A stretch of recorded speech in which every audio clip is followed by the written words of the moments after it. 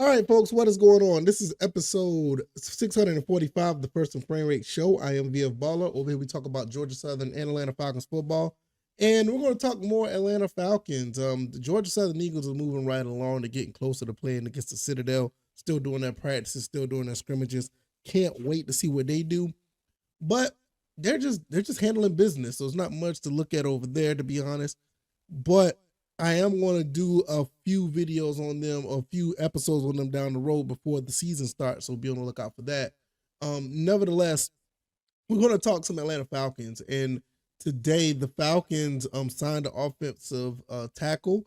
And I'm also going to talk about the expectations that I have for the game against Cincinnati tomorrow, which I plan to attend to. I cannot wait to go see this team up front and in action.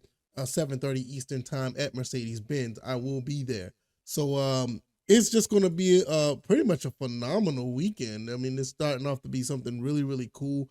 I cannot wait to see how this all plays out. And just going to be getting to it. So if this is your first time here, welcome. I can be found on YouTube and Rumble. I'm also on Spotify, Stitcher, Apple, Google Podcasts. Stitcher will be going down in a few days, I think like on the 29th of August. So if you're going to be on Stitcher, I advise you to move over to another platform and listen to the show. I am in the process of moving the podcast to another podcast in avenue in its place. So be on the lookout for that. Hopefully that works out. Nevertheless, let's go ahead and get right into this. Trevor Reid, let's go ahead and talk about him real quick. Trevor Reid, 6'5", 297 pounds, offensive tackle out of Louisville. He's brought in because Matt Hennessy's going down. His position, offensive tackle, it's going to be interesting if they're going to move him around or whatever the case may be, because it looks like he could play a little bit of everywhere. I like to use the website NFLDraftBuzz.com. I don't know how popular this website is, but they have a lot of information on a lot of players. And the players that are coming in from college to the NFL draft is really interesting because they have a lot of intricate details. I'll have the link down in the description if you want to check this guy out. And sitting at 6'5", 297, looks like he has a pretty good package as far as the, size, strength, and ability. Unfortunately, he was an undrafted free agent out of Louisville. But when you look at what his college career was, he's played a lot of ball. So this is really interesting to see how this plays out. With him playing, over, his 3 years at Louisville, he's played over 1,000, over 1,200 snaps. That's pretty impressive, So he looks like a guy that has a lot of experience as far as playing on the field. So I don't know how that's going to, move over to the NFL, but he was picked up by the Eagles.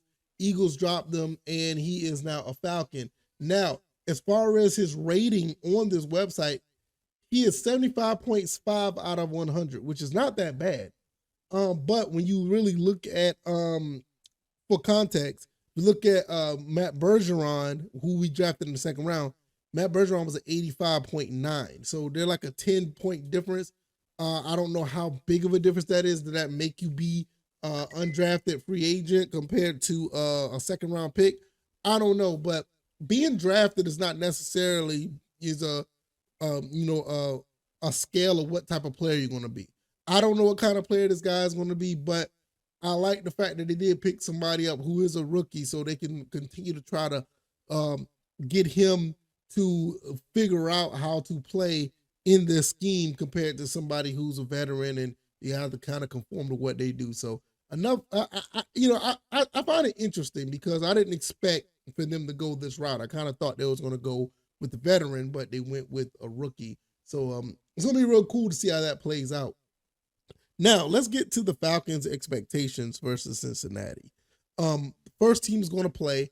I want to see this team do some good things. I want to see the first team actually move the ball up and down the field. I know it's against Cincinnati. It may be a tough task, a little bit tougher than we think, but I think with the offensive power that we have, I think we'll be able to move up and down the field. I want to give that Cincinnati defense I want to get a Cincinnati defense a reason to worry about everybody on the field. From I want to see them on the first couple of drives Worry about Tyler Algier and Mac Hollins. Obviously, Bijan Robinson and oh goodness, Drake London, Kyle Pitts, Jonnu Smith. That is a lot to cover. That's a lot to cover for this team. And then we have an offensive line that can move some guys. Maybe we'll be able to do some things. I know Raymond Johnson is probably going to be playing a little bit. I don't know how much he's going to play with the first team. I would like to see him get the opportunity, but I'm not necessarily sure how that's going to play out. But nevertheless, I want to see a lot of things moving when it comes to the Atlanta Falcons. I want to see these guys do some things when it comes to actually moving of the team up and down the field. I want to see them move some guys off the ball on defense, especially our front seven. It's going to be a test because this is one of the more high-power offenses in the league. So when you see the Falcons actually playing defense and see how they play against, these Cincinnati Bengals, is going to be interesting because, I think Clark Phillips may play. I'm not sure. I know he was injured. He was day-to-day. And you have a couple other cornerbacks that are down. I don't know how that's going to play.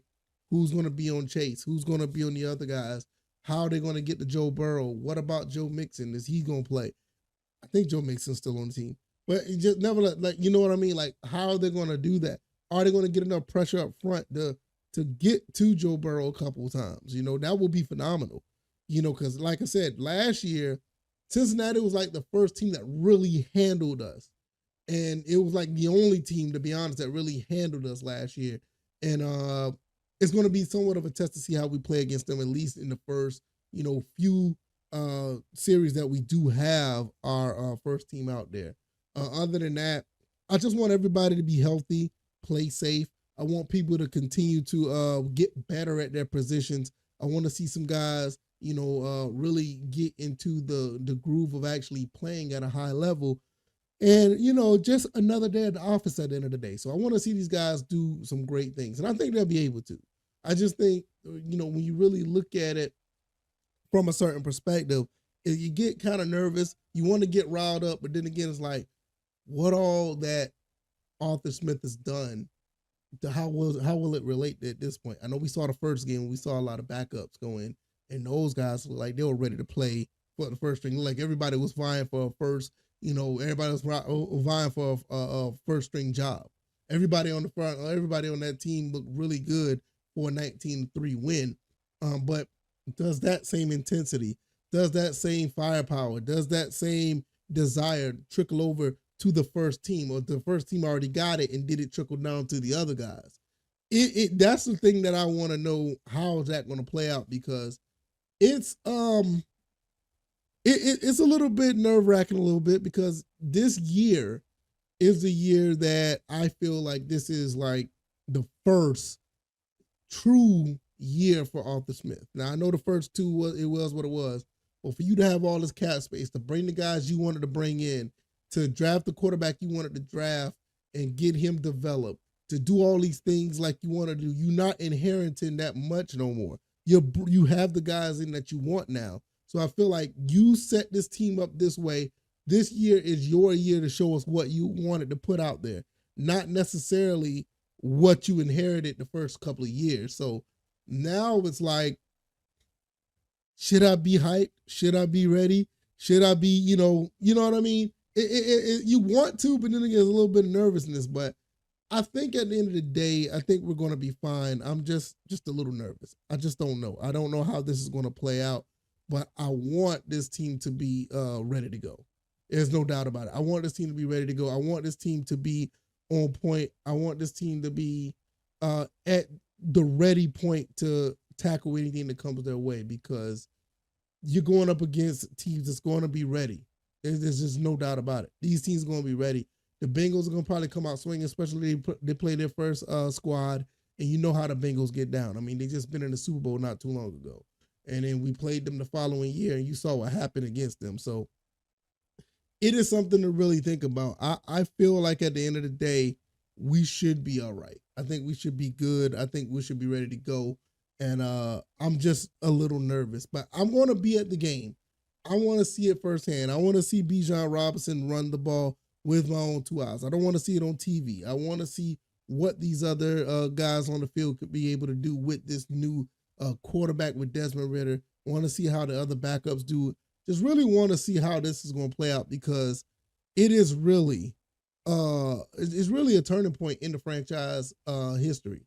We just got finished, really having Matt Ryan, and you had a gap stop with Marcus Mariota, which you know how that played out. Before then, I mean, you had a stint with Michael Vick. It's just a lot that we had to deal with, and now it look like we have our quarterback of the future. Just want to see how that plays out. We have the coach of the future, the GM of the future. We got everybody that we want, and I just want to see how that plays out, because like I said, I'm just a little nervous about it. So let me know what you guys think. Don't have much else to talk about them on it. It's just my expectations is I just want to see these guys execute and do a good job. So I don't know how that's going to play out, but I really hoping to be, surprised. I want to be pleased. I want to be happy with what I see. With that being said, I'm going to be at the game. Hopefully, if you guys going to be there, if so, I hope to see you there. I'll probably be wearing a Falcons jersey, representing, and maybe I'll run into some of you guys. I don't know. So let me know what you guys think. If you like this commentary, hit the like button, share this podcast, subscribe to the channel if you haven't already. What do you guys think? I mean, what is on your mind about this team? Is this team ready to go? What do you think about the expectations, or what do you think about this game coming up? You think they're going to have the same intensity as against the Dolphins, or you think the first team is just going to be figuring its way out? I don't know. I'm just a little, curious about it. I don't know. I can be found on YouTube and Rumble, also Spotify, Stitcher, Apple, Google Podcasts. Stitcher will be going down shortly, so I will try to put another podcast avenue in its place. I can be found on X at VFBaller. Also, the website is firstandframerates.com. And look, this is a little bit shorter episode. Oh, there may not be an episode tomorrow because I'll be at the game. But I'll probably do an episode on Saturday, give you a recap, or I might just do a quick video, give you a recap of what's been going on. All right, y'all, I'm gonna get up out of here. All right, y'all take it easy, and y'all be blessed. Peace.